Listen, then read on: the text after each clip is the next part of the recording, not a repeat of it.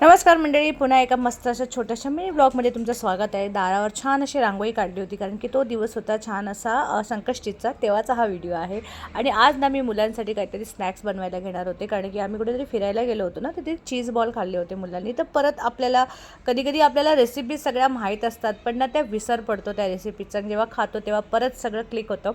तर इथे मी काय घेतलेलं होतं, मी 2 ते 3 मोठे बटाटे घेतलेले होते, त्यानंतर अद्रक लसणाची पेस्ट छान घेतलेली होती, मिरचीची पेस्ट घेतलेली होती, त्यानंतर मी त्यामध्ये टाकले होते पालकाची पेस्ट, जे पालक ब्लांच करून घेतले ते, आणि त्यानंतर मी एक मोठ्या वाटी त्यामध्ये पोहे भिजवून ठेवलेले होते ते, आणि 3 ब्रेडचे स्लाइस। बरं, याच्यामध्ये बाइंडिंग हे इतकंच टाकलेलं होतं, यामध्ये अदर कुठलंच बाइंडिंग मी टाकलं नाही।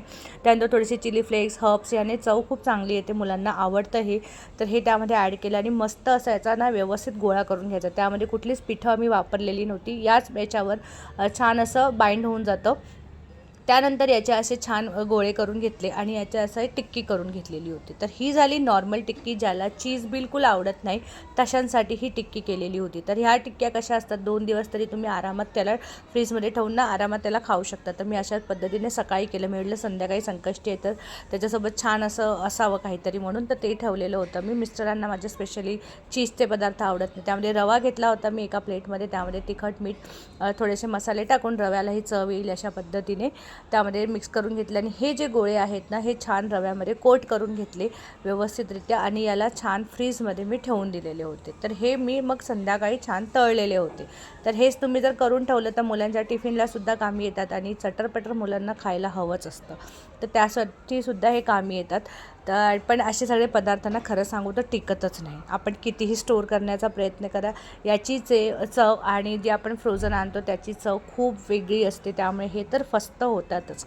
तर हे चला मिस्टरांचं झालं आवडीचं। दुसरा पदार्थ त्याचाच बनवला मी, असे छान गोळे केले, त्यामध्ये छान असं चीजचं स्टफिंग भरलेलं होतं, त्या सेम तेवढंच वेगळा एक प्रकार केला, त्याला गोल असा शेप दिला, चीज बॉल मुलांना हवे होते तर, आणि परत त्याचप्रमाणे त्याच रव्यामध्ये मी छान घोळून घेतले। त्याच्यामध्ये मी कुठलं कॉर्नफ्लॉवर, मैदा हे काहीही वापरलेलं नाही आहे, बस याच पद्धतीने तुम्ही केले ते तुमचे रोल तयार होतात। आता एक करायचं ना, मला खरंच कंटाळा येत होता, एवढं सगळं झाल्यानंतर मी सरळ घेतलं आणि असे गोळे फिरवले। माझा मुलगा एवढा हसत होता, मी म्हटलं किती शॉर्टकट मारते, म्हटलं मग करावं लागतं तर अशा पद्धतीने हे मस्त गोळे तयार झालेले होते, आणि मग याला छान असे डीप फ्राय केले थोडंसं मीडियम हीटवर, जेणेकरून ते चीज चांगलं मेल्ट झालं पाहिजे त्या पद्धतीने। आणि बस हे असे गरमागरम तुमचे चीज बॉल, थोडेसे मोठे मस्त 10 होते, पण नाही दोघांनी मस्त फस्त केले। माझा उपवास होता त्यामुळे मला चव बिलकुलच माहीत नव्हती, पण ते दिसताना खूप टेम्पटिंग वाटत होते, पण रात्री आम्ही खाल्ले।